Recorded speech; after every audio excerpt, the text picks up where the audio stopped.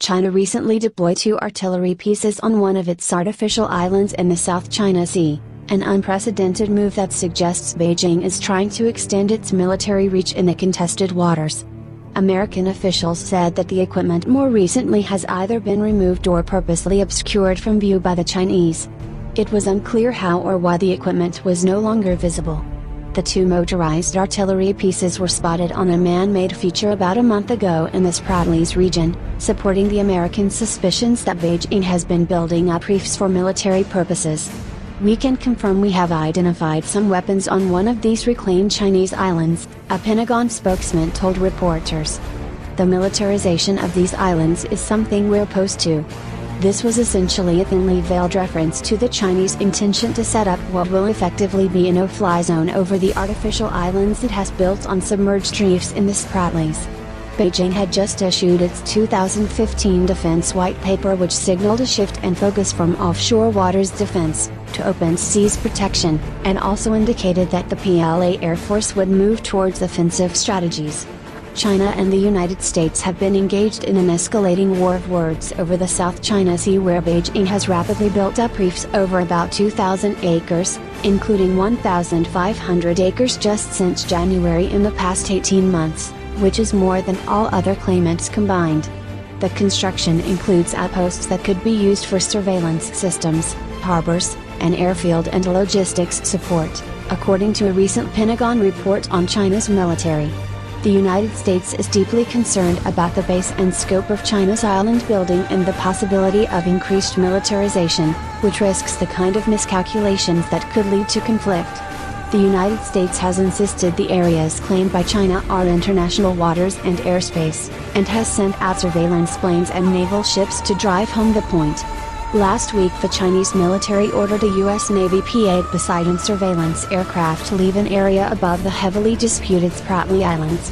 But the American plane ignored the demand and stated it was flying in what U.S. officials deemed to be international airspace.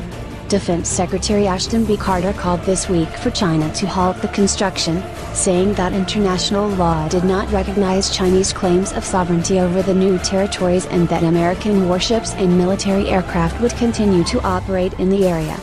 He reiterated those assertions in a speech Saturday morning in Singapore at the Shangri-La Dialogue, an annual security conference that brings together most Asian countries and many other powers outside the region. "We all know that turning an underwater rock into an airfield simply does not afford the rights of sovereignty," Mr. Carter said. The Pentagon chief also said there should be no mistake, the United States will fly, sail, and operate wherever international law allows, as we do all around the world.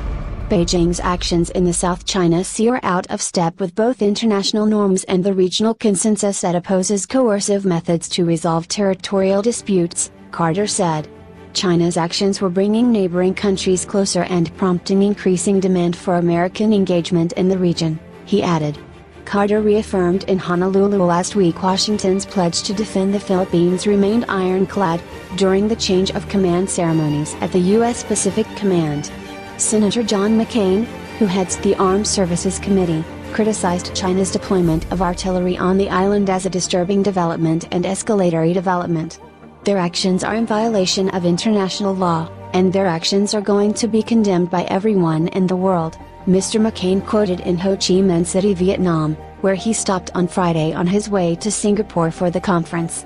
At last year's Shangri-La Dialogue, Chuck Hagel, Mr. Carter's predecessor, said that China was engaged in destabilizing, unilateral actions asserting its claims in the South China Sea. The Philippines has also spoken out against Chinese island building. China has countered by pointing to the outposts built by the Philippines and Vietnam in the South China Sea.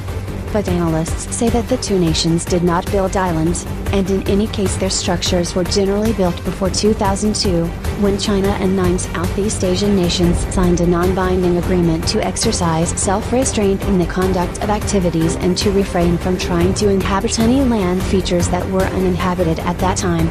China has said that it was building the artificial islands largely for civilian purposes, but it has not denied that it also envisions a military role for them. China insists it has sovereignty over nearly all of the South China Sea, a major global shipping route which is believed to be home to a wealth of oil and gas reserves.